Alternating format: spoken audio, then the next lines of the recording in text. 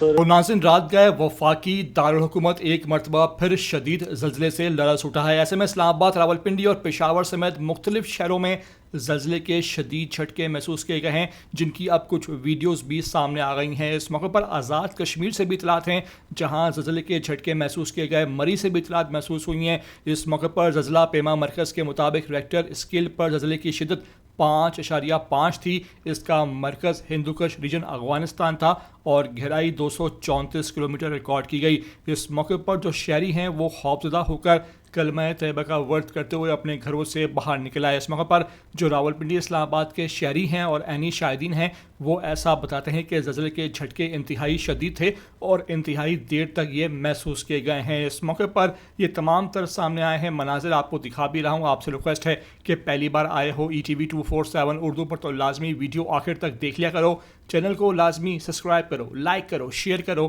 اور کمنٹ کر کے مجھے اپنی قیمتی آراء سے لازمی آگاہ کرنا بالکل بھی نہ بھولا کرو۔